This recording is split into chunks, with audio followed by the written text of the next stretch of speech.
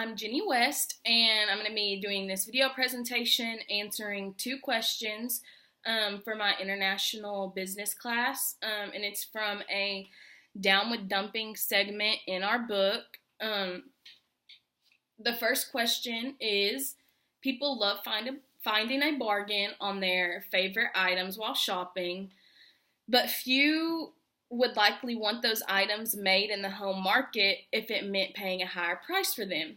Do you agree with the sentiment? And explain. I do agree that people love finding bargains. In my experience, customers will really buy just about anything if it meant a cheaper price or a discount. So I know multiple people too personally that are willing to buy anything from anywhere if it's for the right price. So I guess I would have to agree that most people would probably prefer a cheaper price not made in the home market. But I also think we're not given a lot of opportunity of made in America products. It's a lot more convenient to just find these items that are imported than made in America. Like I shop at Walmart and I know most of their products are outsourced. So but I would still like to go ahead and give Americans the benefit of the doubt, because I think we'd be surprised to find just how many people would be willing to spend some extra cash on a product in the home market. Like I know, especially like my grandparents, they try really hard to buy made in America products. But I think a lot of people aren't aware of the effect, or they are aware and they're just not really that concerned with it, that it has on the economy in the country. But not only that, there's a lot of benefits to buying in-home market products. When I'm going shopping though, I'll be honest, like I really have not been that concerned with where my product's being made.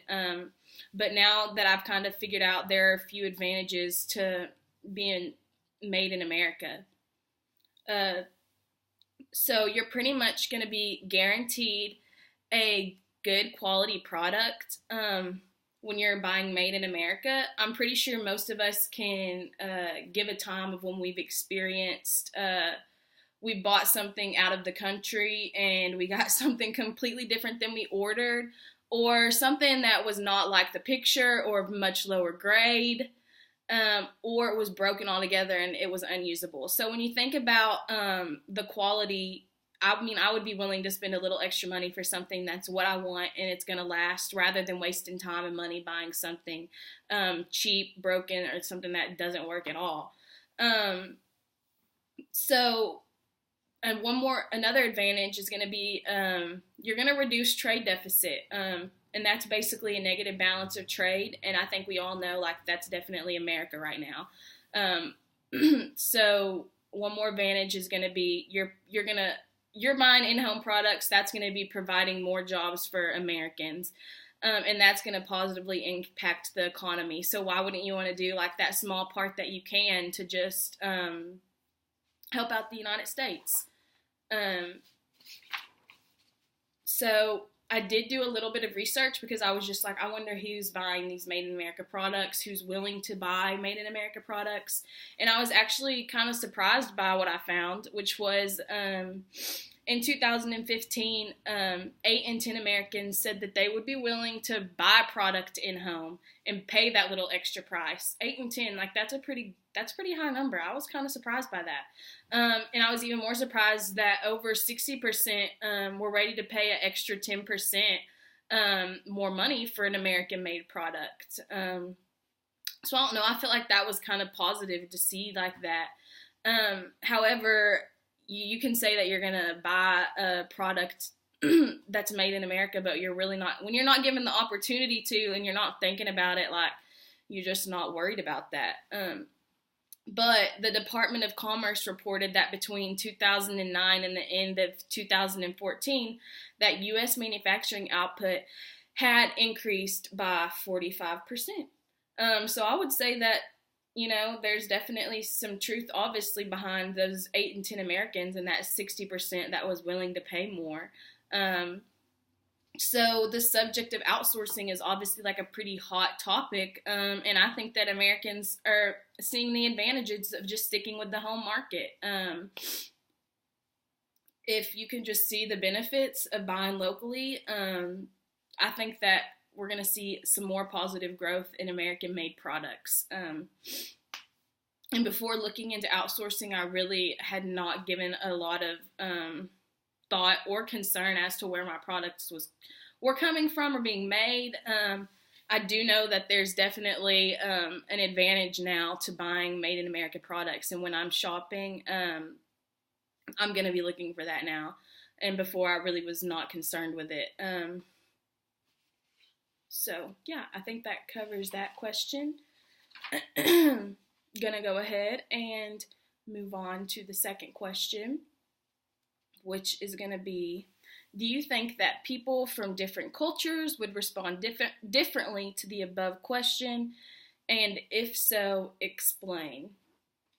Well, I wasn't really quite sure if this question meant different cultures of people who are citizens of the United States, or if it meant literally like people who live in a different country and buying from their home market.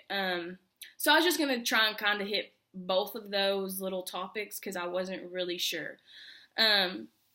So this is a quote directly out of our book, and it says, "The United States, more than any other nation, is seen by many around the world as a threat to local culture."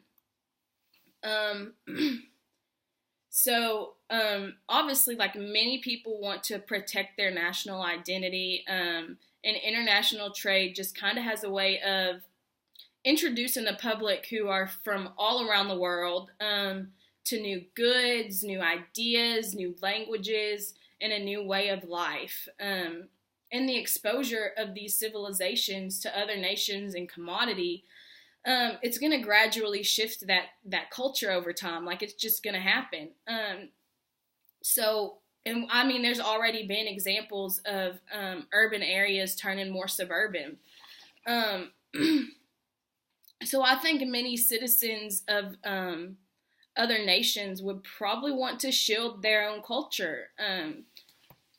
I think that they would respond to this question by sticking to goods of their native heritage, their local market, despite price. I feel like as globalization continues, especially through generations, merging and unification, it's somewhat, not necessarily entirely, but like it's somewhat bound to happen. And as products are generalized and it doesn't really matter where you're buying them from, it's probably going to be, people in general everywhere are probably going to be less concerned with buying in-home markets and products of their country. So as for now, I definitely think that people of other cultures are probably going to stick to their home market in the future. I don't know. So I'm just going to try and kind of discuss people who are of different cultures, and they do live in the United States right now too. So I think that they might respond a little bit differently than my last response. I'm not sure how accurate this is because it's really just kind of my thoughts. I didn't really do research on this. I was just going to try and give my own opinion.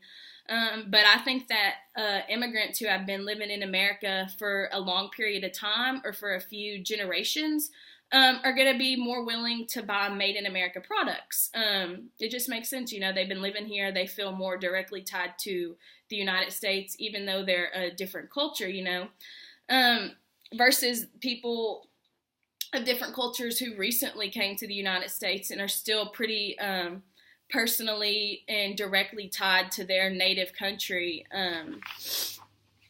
They're going to probably be willing to buy outsourced products or goods from their native country.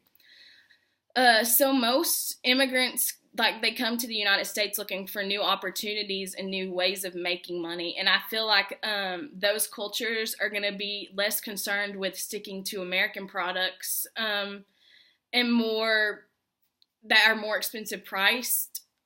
And they're probably going to be more concerned with just retaining their money. So a brief example would be like the Hispanic immigrants. They often come to the United States to better themselves and their families, and they're sending money back to their families who live out of the country. So I feel like it's probably more likely that they're going to support the country where they have family and where they can get the same product but for a cheaper price. But once again, I really didn't research that. This was just kind of like my thoughts.